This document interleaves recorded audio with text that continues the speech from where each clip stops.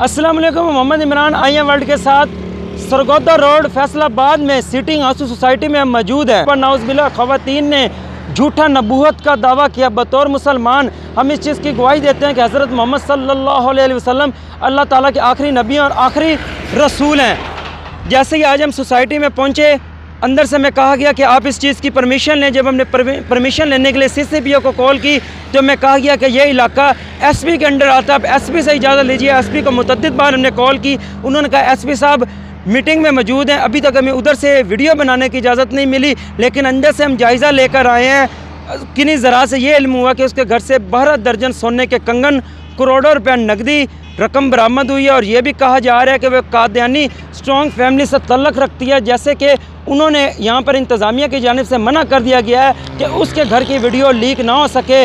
उसके अलावा भी यहाँ पे जो उनके पड़ोसियों से उनसे गुफ्तगू पता करके ये चला कि 2017 से वो यहाँ पे मुकीम थी। उसके हस्बैंड एक डॉक्टर है। ऐसा वाक़या यहाँ पर पहले कभी रौनुमा नहीं हुआ था।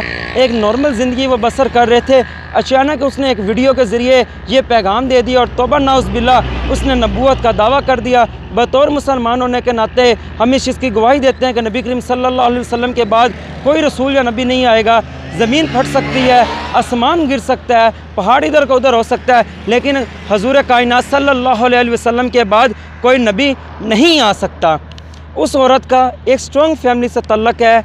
क्या पता इसके अंदर कोई बैरूनी साजिश है या क्या मामला है। पहले हम सोच रहे थे यहाँ पे आने से पहले कि उसका ताल्लुक एक मिडिल क्लास फैमिली से होगा, किसी महल्ले टाइप कॉलोनी में रहती होगी, उसके घर के बाहर एहतजाज हो रहा था। लेकिन ये फैसलाबाद की सबसे बड़ी फर्स्ट क्लास हाउसिंग सोसाइटी है। यहाँ पे अंदर जाके हमारी आंखें दंग की दंग रह गई इसका घर देखकर, अंदर लाइफस्टाइल देखकर। वो यहाँ पे आलीशान शायाना लाइफस्टाइल गुजार रही थी। उसके जो पड़ोसी हैं उनका कहना था कि ऐसा वाक़या उसके मुंह से हमने कभी नहीं सुना था। वो तो हमारे से बातचीत भी बहुत कम करती थी। लेकिन यह भी किन्हीं ज़रा से इल्म हुआ कि उसका कादियानी फैमिली से ताल्लुक़ था। कादियानी होने के नाते उसने ये साजिश चली है। पता नहीं इसके पीछे का मुबीना क्या है।